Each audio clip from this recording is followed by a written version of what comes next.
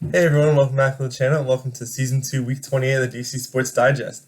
Another very jam-packed week of DC Sports. Actually a lot of comebacks or failed comebacks to talk about, so without further ado, let's just get started with the Nationals. They have some comebacks to talk about for sure. They split the Mets series, lost the Phillies series, and then lost the first game of the Reds series last night.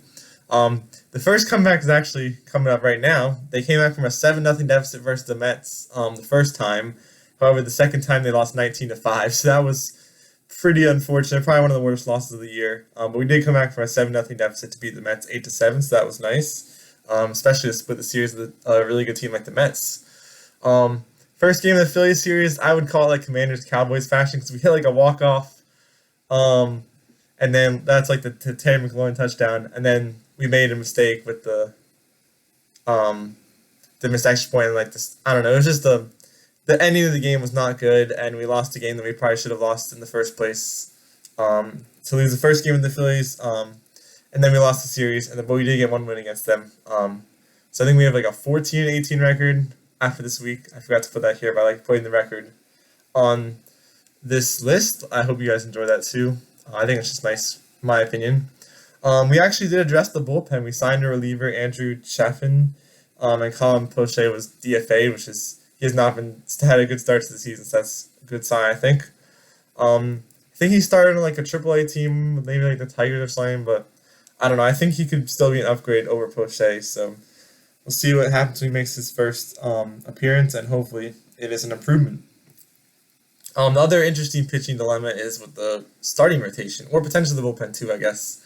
Mike Soroka made a rehab start in AAA. Now the question is, will he or Brad Lord have that rotation spot? Because Brad Lord's been filling in, and he actually got his first win, I think. So that was great to see from him. So he's been playing pretty solid. So we'll see what happens if they do that. I assume one of them goes to the bullpen. I feel like I would almost put Soroka back in and then have Brad Lord go to the bullpen. He honestly could be like one of those like long relievers. If like a pitcher has to go out in like 4 innings, he could cover like two to 3 innings. I feel like that'd be a good spot for him, but we'll see what the Nats do. I hope they make the right decision and put these guys in spots to succeed. And coming up this week are the Red Series finishing series against the Guardians and a series starting against the Cardinals. That's all I got for the Nats. No news for the Wizards. The draft lottery is May 12th, so I'll update you guys on that next week. And starting with the Capitals, they won the series against the Canadiens. Congrats to them. Moving on to the second round. First series win since the Stanley Cup. Finally. Game 4 start was shaky. Tom Wilson had a huge hit, and it set the tone and led to a goal.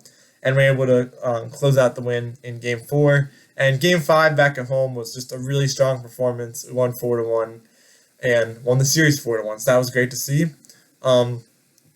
Last week we had Thompson had that scary injury, but he was able to return and looked really good. I guess it wasn't as bad as we thought, which is great. And also Alexei Protas returned healthy in Game 5, so that was great to see. So we're pretty healthy now. So that was great. Like I said, first series wins the Stanley Cup. That was great. And also congrats to Spencer Carberry, named Coach of the Year finalist. I definitely think there's a solid chance he could win it. So we'll see what happens with that. But overall, just a great season. Great start to your tenure here for Spencer Carberry. And coming up, we have playoffs round 2 versus the Hurricanes. We just heard today it is starting on Tuesday. So that will be really exciting. Can't wait for that. It's going to be a very difficult series. Probably might be the toughest series left. I think it could go to 7, but it's going to be a hard-fought series, and I can't wait for it. So see you guys Tuesday for the start of that, and good luck to the Caps in the second round. That's all I got for them. On to the Commanders, a lot of news, probably the most news I'll have until the season. Wanted to go through a full NFL draft recap. Obviously, you have Josh Connolly Jr. and Trey Amos. On our day 3 picks, we had Jalen Lane at 128, Kane Medrano at 205, and Ja'Cory Krosky-Merritt at 245. So Jalen Lane is a speed guy. He really went for athleticism and speed. Super fast guy. I think he can use a lot of different ways. Should be our week 1 returner, which is really, really great. So he definitely has a spot in this team. Definitely a solid pick.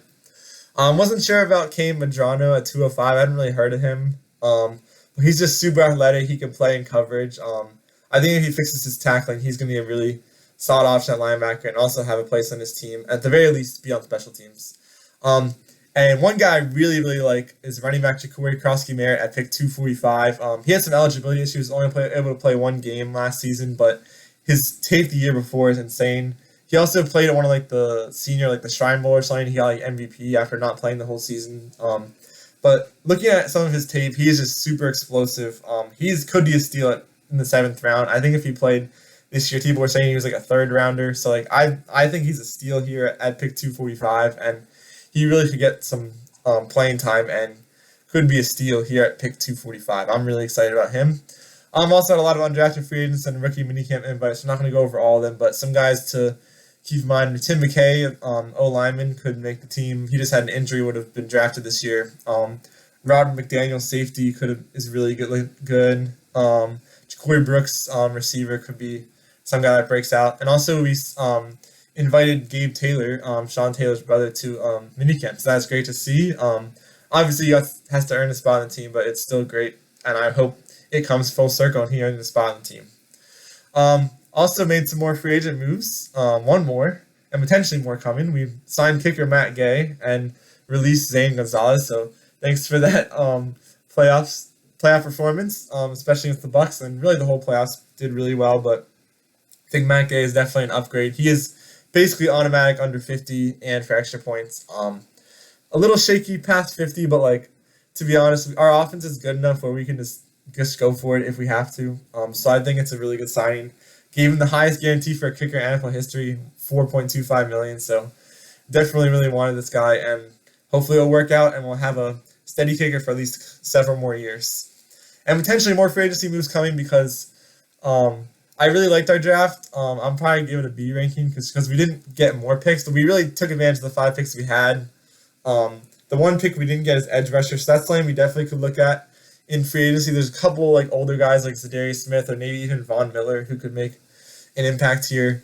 And also maybe we could look at safety because our safety depth is basically non-existent. We have Will Harris and Quan Martin, and then it's just like special teamers, Jeremy Reeves and Percy Butler. So like we kind of need a little more safety depth, so maybe look at a guy like Justin Simmons if we really want him. But we'll see what happens with that. Potentially more free agency moves and a little bit more happening this offseason. But coming out this week, we have rookie minicamp starting, I think, next Friday.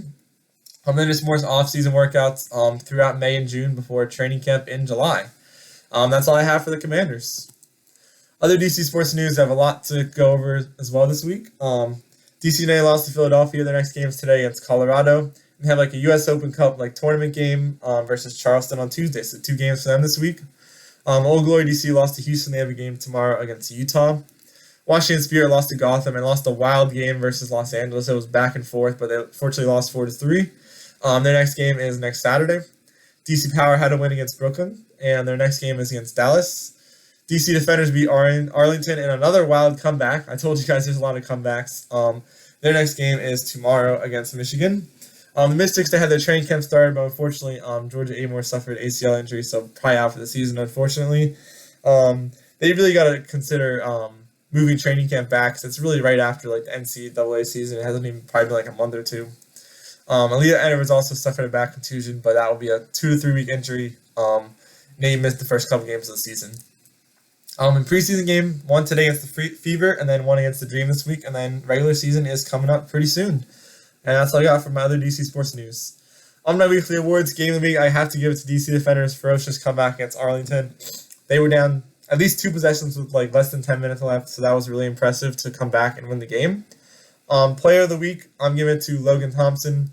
923 save percentage versus the Canadians, allowed like 2 goals a game or something, so played really well and definitely bailed us out of a lot of situations. And that's why I was really concerned when he was injured at one point, because although Lindgren's good, Logan Thompson is just amazing. Like that, we were kind of screwed if we didn't have him. I'm not gonna lie. My team of the week is going to be the Caps for their first playoff series win since 2018. So congrats to them, and like I said, hopefully they can continue playing well and moving on. And that's all I have for this video. So check out the Instagram. I don't know if I'm gonna do that post because just like the last draft, like it's so hard to predict. The only player I mocked correctly was Josh Connerly Jr. I didn't really get anyone else because you never really know what they're thinking. Their board is so different than everyone else's board.